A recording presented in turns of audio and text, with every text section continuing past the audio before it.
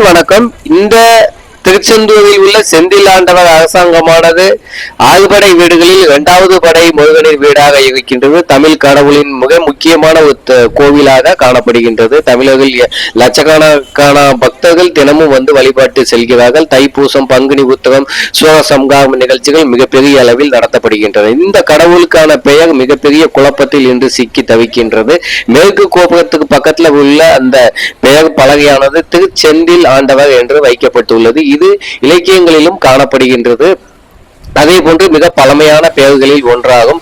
ஆறுபடை வீடுகளுக்கு என்னென்ன சரியான பெயர் என்று இந்து அறநிலையத்துறை மீண்டும் ஒரு ஆய்வுகளை மேற்கொண்டு கல்வெட்டுகளின்படி சரியான பெயர் வைக்க வேண்டும் என்பதும் பக்தர்களின் அதே போன்று திருச்செந்தூர் மக்களின் கோரிக்கையாகவும் வரலாற்று ஆய்வாளர்களின் நீண்ட நாள் கோரிக்கையாகவும் இருக்கின்றது. இங்க வந்து பார்த்தா ஒவ்வொரு இடத்துலயும் ஒவ்வொரு அந்த இடத்தை தவிர்த்துட்டு ஒவ்வொரு இடத்துல நீங்க பாத்தீங்கன்னா ஒண்ணு எழுதி வச்சிருக்காங்க.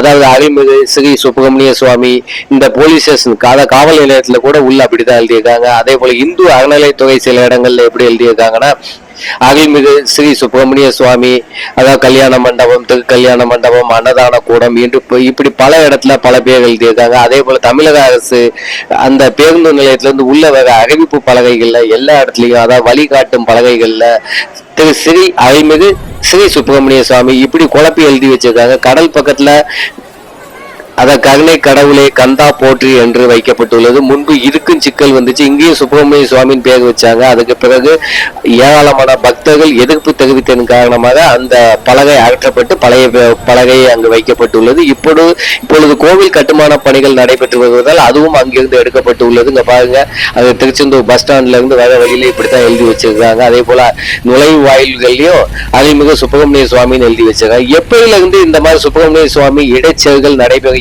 என்பது ஒரு ஆய்வுக்குரிய தகவலாக இன்று காணப்படுகின்றது. இப்பொழுது கோவில் கட்டுமான பணிகள் நடைபெற்று வருவதால் எதிர்காலத்தில் சரியான பெயர் வைக்கப்பட வேண்டும் என்பது அங்குள்ள பக்தர்களின் கோரிக்கை. அதே போன்று இங்குள்ள பஸ் ஸ்டாண்ட்ல பேருந்து நிலையத்துல பார்த்தா பகத்சிங் பேருந்து நிலையம் வச்சிருக்காங்க. வரலாற்றையே குழப்பிக்கிட்டு இருக்காங்க.